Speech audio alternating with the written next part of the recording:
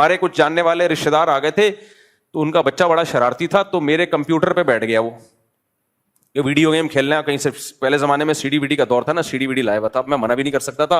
اور بچہ بھی سسرالی تھا ہمارا, یعنی سسرال والے ویسے تعلق تھا, بہت پرانا. میرے سسرالوں کو پتہ نہیں چلے کہ کون سے سسرال کی بات ہو رہی ہے. ویسے بھی اللہ کا شکر ہے اتنے سارے سسرال ہیں, تو کسی سسرال کی غیبت ہو تو غیبت تھوڑی ہوگی. کس سسرال کہے گا ہماری غیبت کی, ہم کہیں گے اس کی کیا دلیل ہے تمہاری غیبت کی, دوسرا سسرال ہے وہ. سارے مسئلے تم لوگ کے ساتھ ہیں بھائی. تو سسرال کا, ہمارے سسرالیوں کا یعنی اسرائیلی ہوتے ہیں نا, وہ بچہ آیا ہوا تھا, بڑا شرارتی تھا, سالہ سمجھ لو آپ اس کو.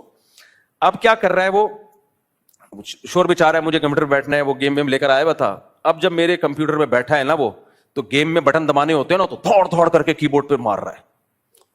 جب بٹن دبانا ہوتا ہے ایسے مکے مار رہے ہیں, نہیں بچے جیسے کرتے ہیں, جیسے جیسے مکے مار رہا ہے سسٹم کی. ظاہر ہے تو کی بورڈ کا بیڑا غرق, ماؤس کو بھی ایسے گھسیٹ رہا ہے. اور مجھے لگا کہ میرا سسٹم کی ایسی ہی تیسی. اب کچھ کہہ بھی نہیں سکتے, رشتے دار ہے بھائی, بہت پرانا واقعہ, نہیں سمجھیں گے کون سے سسرال کی بات ہو رہی ہے. تو اب میں نے کیا کیا, شروع میں تو مجھے بڑا غصہ آیا کہ یار یہ تو میری سسٹم کی واٹ لگا دے گا. آپ کہہ سکتے ہیں بچہ ہے, ابے وہ تو بچہ ہے لیکن اس کے ساتھ بڑے بھی تو بیٹھے ہوئے ہیں نا, ان کا بھی تو فرض بنتا ہے کہ بیٹا کسی کا سسٹم ہے, اپنے گھر میں جا کے شیشہ توڑ دینا, بے شک مانیٹر کا یا ایل ای ڈی کا, کہیں بیٹھے ہوئے ہو یہ کام مت کرو. وہ بھی کچھ نہیں کہہ رہے کیونکہ اپنا نہیں ہے سسٹم. تو پھر کیا ہوا, اب دو مصیبتیں میرے سامنے کہ اگر میں منع کرتا ہوں تعلقات خراب ہوتے ہیں, منع نہیں کرتا تو کمپیوٹر خراب ہوتا ہے.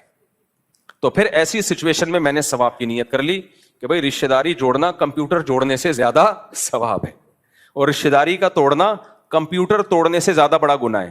تو میرے دوست آئے ہوئے تھے ملنے کے لیے, میں نے ان سے کہا, وہ نے کہا یار یہ کیسے کمپیوٹر کا استعمال کر رہا ہے. میں نے کہا بھائی میں نے یہ فرض کر لیا ہے ذہنی طور پر کہ بڑے سے بڑا نقصان کیا ہو سکتا ہے.